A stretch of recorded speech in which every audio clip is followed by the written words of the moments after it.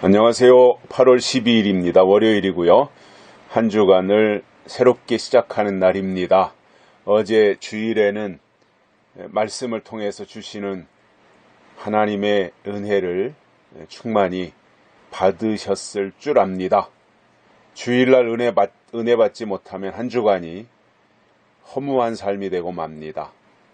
우리는 주일날 주시는 특별한 하나님의 돕는 은혜를 통하여 충전하고 또 월요일부터 토요일날까지 힘차게 세상과 싸우며 또 극복하며 이기며 승리의 삶을 살아가야 되고, 또 한 주간 동안 충전한 에너지를 다 소진하면 또 다시 주일날 교회에 나가서 강단을 통해서 주시는 약속의 말씀으로 다시금 에너지를 충전하고 또 세상을 힘차게 승리하며 사는 것입니다. 그러므로 주일날 말씀을 통해서 충분히 충전되지 못하면 월요일부터 토요일날까지 매가리가 없습니다.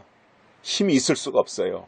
충전이 안 됐는데, 주유소에 가서 기름을 안 넣었는데 어떻게 마음 놓고 움직일 수가 있겠습니까? 그래서 주일이 우리에게는 중요한 겁니다. 주일날 충전하고 주일날 급유하고 주일날 이렇게 충만해야 그것을 가지고 힘차게 담대하게 강하게 한 주간 동안 사는 것이고요. 그리고 다시 또 충전하고 또 이기고 충전하고 또 나가서 이기고, 이것이 우리의 신앙생활이고, 그것을 통해서 우리가 점점점 성장하고 성숙하고 하나님의 뜻을 이루어갈 수 있는 거룩한 하나님의 도구로 발돋움하게 된다고 하는 사실입니다. 그래서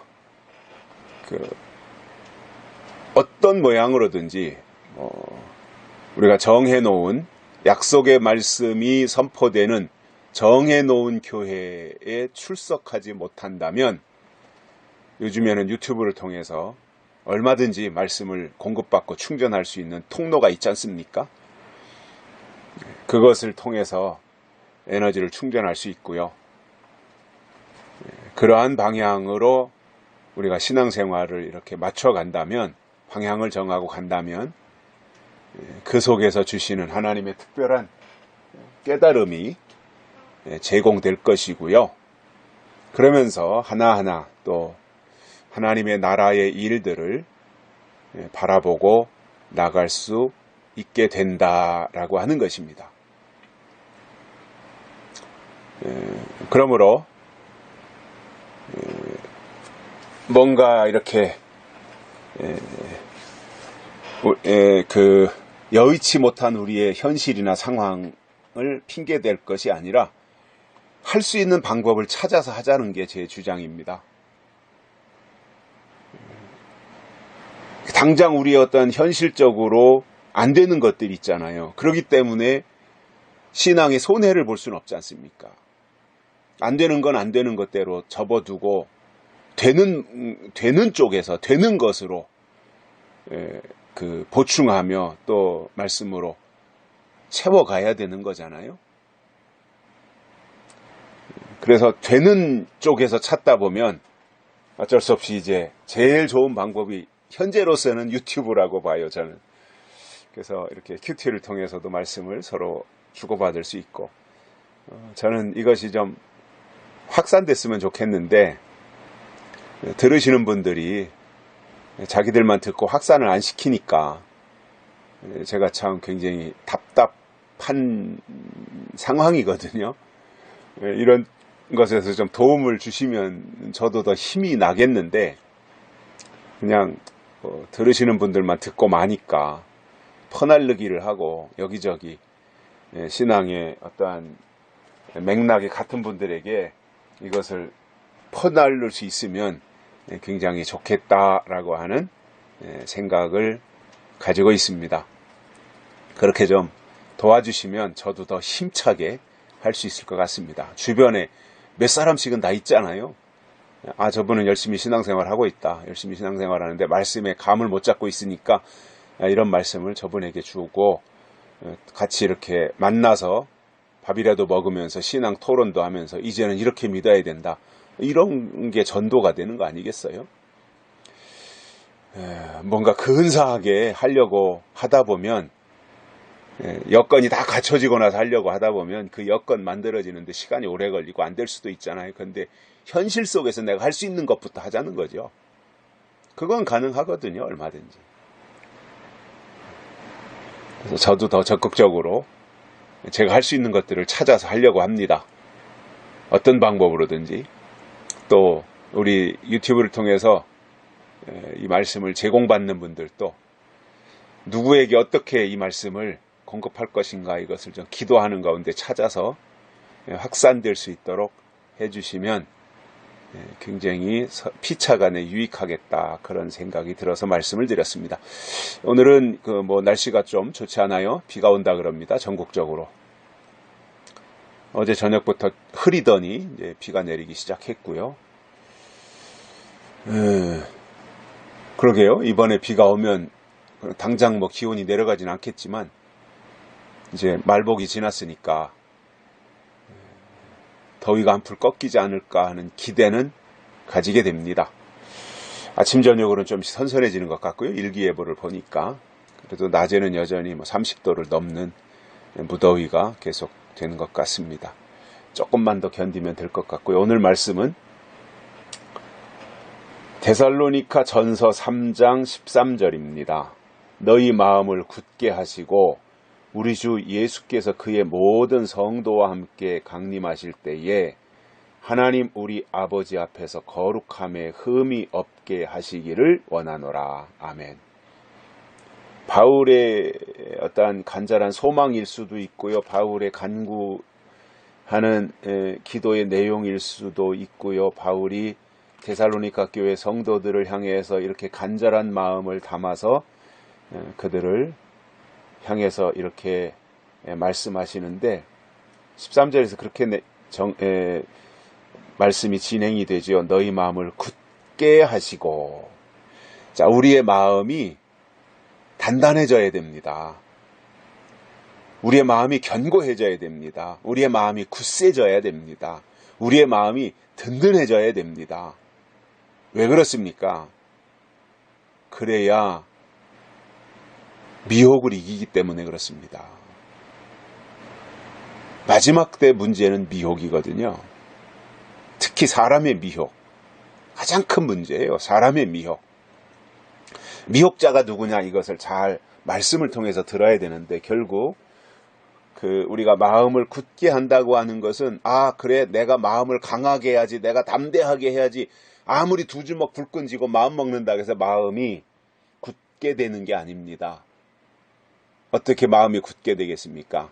하나님이 주신 이 시대의 약속의 말씀을 확실하게 내 마음에 믿음으로 받아 간직하면 그때부터 그 마음이 굳건해져서 온갖 미혹에도 흔들리지 아니하고 바람이 불어도 흔들리지 아니하고 태풍이 와도 치우치지 아니하고 굳은 심령으로 하나님의 뜻을 이루어가는 그 방향으로 다름질쳐 가게 된다는 거예요. 그래서 예수님 오실 때까지 우리 마음이 흔들리면 안 됩니다. 예수님 이 땅에 다시 오실 때까지 우리가 미혹당하면 안 됩니다. 에덴 동산에서 아담과 하와가 뱀에게 미혹당하잖아요. 그래서 하나님이 금해 놓으신 선악과를 먹지 않습니까? 그 결과 에덴 동산에서 쫓겨났습니다. 하나님의 형상을 상실했습니다. 하나님을 실망시켰습니다. 그 결과 모든 하나님의 창조의 역사들이 잠깐 이제 후퇴한 거죠. 하나님의 원대한 계획이 있었는데 후퇴했어요. 왜? 인간이 아직 완성이 되지 못했기 때문에. 그래서 하나님이 한 발짝 후퇴하신 거예요. 사람에게 맞춰야 되잖아요. 사람이 완성돼야 되잖아요. 하나님의 관심, 하나님의 목적은 사람이잖아요. 사람이 하나님같이 되는 거잖아요. 그런데 사람이 뱀의 미혹도 못 이길 정도가 되니 어떻게 하나님의 큰 일을 이루겠어요. 그래서 에덴 동산에서 쫓겨나지요. 그리고 이제 다시 밑바닥부터 차근차근 다시 시작하신 거지요. 그래서 율법을 주시고 선지자들을 보내주시고 그리고 이끌어 오셨고 또 예수님을 보내주시고 사도들을 보내주시고 또 한 단계 끌어올려서 이끌어 오시고 또 요한계시록을 주셔서 요한계시록을 열어주시고 계시의 말씀으로 다시 오시는 예수님을 알게 하고 만날 준비를 하게 하는 것으로 또 한 단계 끌어올리시고 이렇게 하면서 점진적으로 하나님이 이끌고 가시는데 이 모든 과정에서 가장 중요한 것이 뭐냐면 약속의 말씀, 예언의 말씀을 내가 견고하게 하나님이신 약속으로 굳게 믿고 내 마음에 담고 가야 되는 부분이에요. 약속은 의심하면 그것으로 끝나는 겁니다. 약속의 말씀은 의심하는 순간 깨져버립니다. 그래서 의심을 극복하는 게 가장 큰 문제예요. 근데 미혹하는 세력들은 어떻게 하든지 의심하게 만들어놔요. 그래서 흔들어 놓는 거예요. 그리고 무너뜨리는 거예요. 그렇기 때문에 연약하면 의심을 갖게 되고요. 의심이 생기면 무너지는 거예요. 그래서 우리가 영적으로 신앙적으로 굳건해져야 됩니다. 강건해져야 됩니다. 어떠한 미혹이 와서 흔들어대도 무너지지 않을 정도의 견고함이 있어야 됩니다. 지진이 나더라도 무너지지 않는 견고함이 있어야 됩니다. 영적으로. 그래서